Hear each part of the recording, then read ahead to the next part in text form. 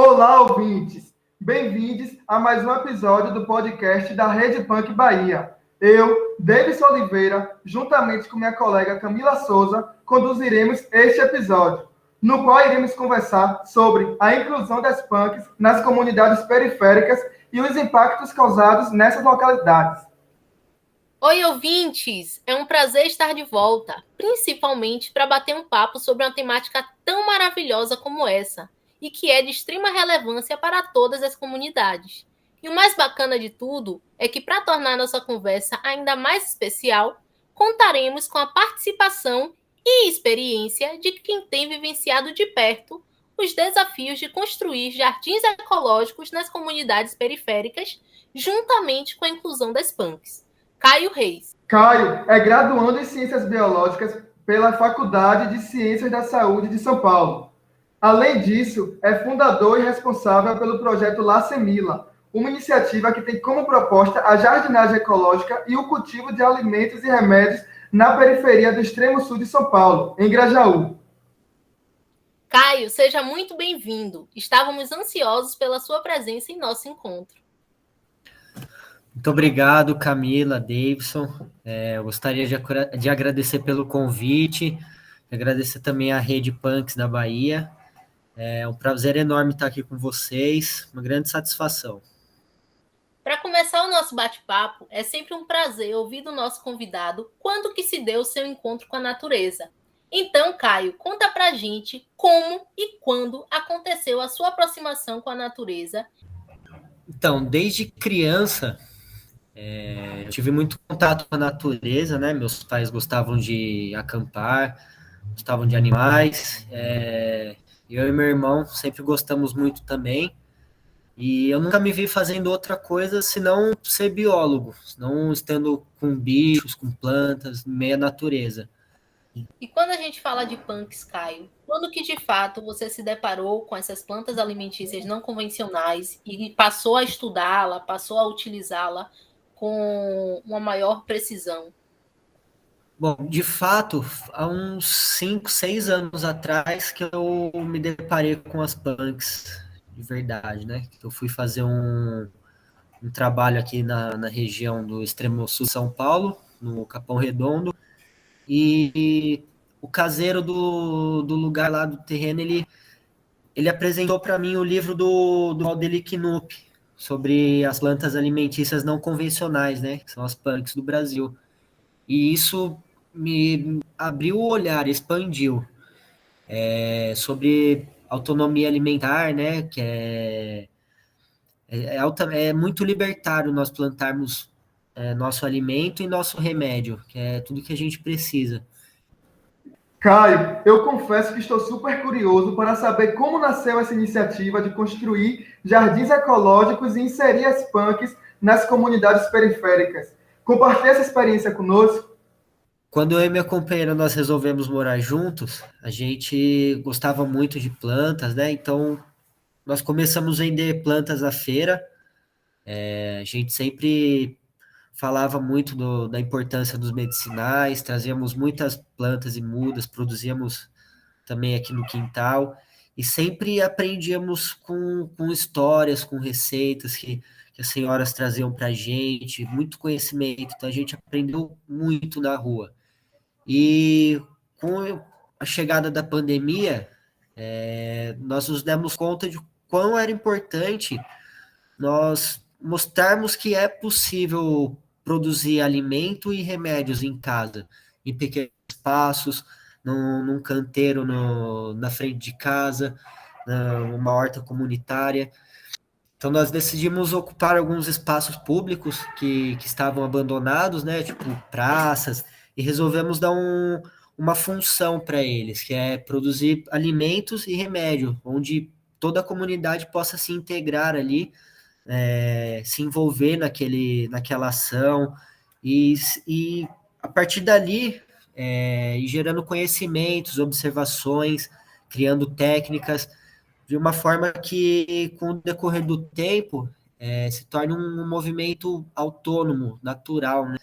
Porque isso resgata técnicas ancestrais que nossas avós, nossas bisavós, nossos ancestrais faziam. que é plantar e colher, né? A comida, o remédio, e isso também é um resgate de, de tradições culturais, né? Que bacana, Caio. E dentro desse cenário que você apresentou para a gente sabe que existe uma grande diversidade, né? Um grande rol de punks. Mas eu queria que você contasse para a gente quais são as punks mais cultivadas dentro das quebradas e quais são os principais valores nutricionais que elas oferecem dentro das refeições. A gente sabe que a gente tem vivenciado o cenário pandêmico, né? Com grande dificuldade em vários setores, inclusive alimentício. E as punks, elas são alternativas, né? Bem interessantes para outros alimentos que eram consumidos com uma maior intensidade antes da pandemia e atualmente, devido à grande crise, eles não estão mais nas mesas, né, nos pratos. Então, conte para a gente o que é que você tem visto em relação ao consumo dentro das quebradas que vocês têm atuado, quais são as principais punks consumidas e quais são os valores que elas oferecem, valores nutritivos. Cada lugar é um desafio, né? Porque às vezes um lugar bate muita luz, ou pouca, não bate luz o suficiente. Às vezes os vizinhos não podem ficar regando todos os dias, às vezes sim. Então, cada lugar é um desafio e a gente vai se adaptando.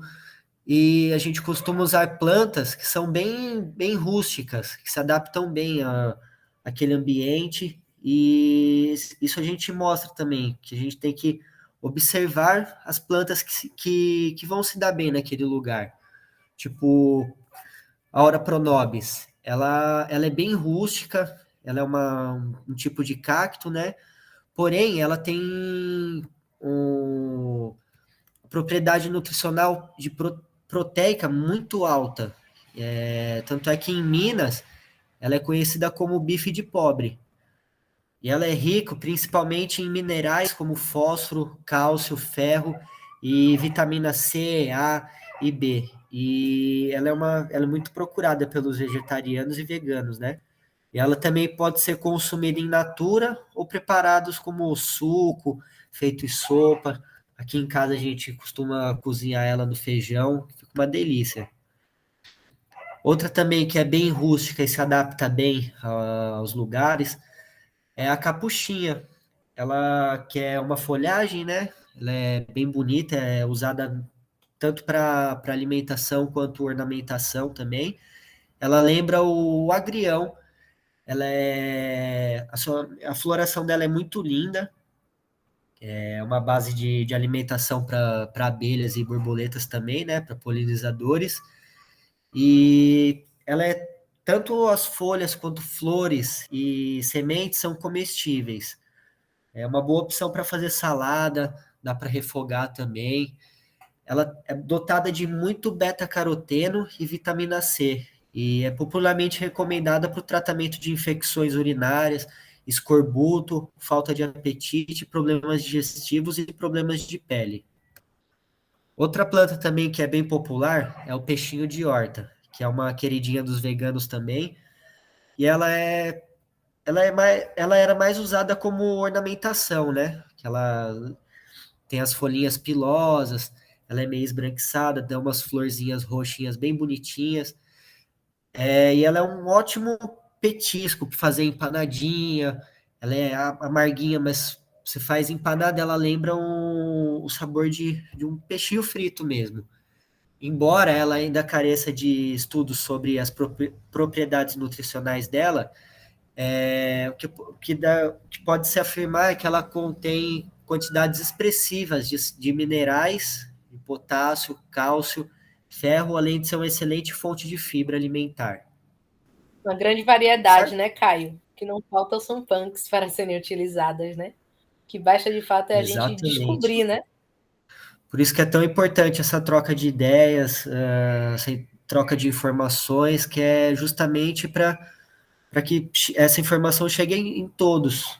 Caio, como que os moradores das quebradas reagem quando você chega na comunidade com a proposta de transformar o ambiente e construir jardins ecológicos? Então, eles normalmente são muito receptivos, nunca tivemos nenhuma resistência, né? Eles ficam bem curiosos para querer saber como funciona, querem participar, e isso facilita muito o trabalho, né? Torna mais gratificante. As pessoas também, elas nos ensinam muito, elas contam histórias, contam receitas, experiências que elas tiveram com as plantas, e isso acaba aproximando todos que vão estar envolvidos ali no momento, né? E, e isso também acaba garantindo o progresso do trabalho, fazendo toda a comunidade ficar envolvida. Muito bacana, Caio. Eu sempre fico me questionando em relação à dificuldade que vocês podem apresentar, né? Em relação a essa chegada de vocês com proposta, com o novo, né? Dentro de uma comunidade, algo que não é tradicional. E a gente vê que, de uma maneira geral, incentivar e promover a aquisição de um cultivo local é uma iniciativa brilhante, né? Principalmente quando tem uma participação integrada com a comunidade. Mas aí eu te pergunto, no dia a dia, quais são as maiores dificuldades que vocês enfrentam nas construções desses jardins ecológicos dentro das quebradas? Então, a maior dificuldade normalmente se dá em questão de logística, né, de um incentivo financeiro para aquisição de materiais, de equipamentos, para chegar e colocar a ação em prática.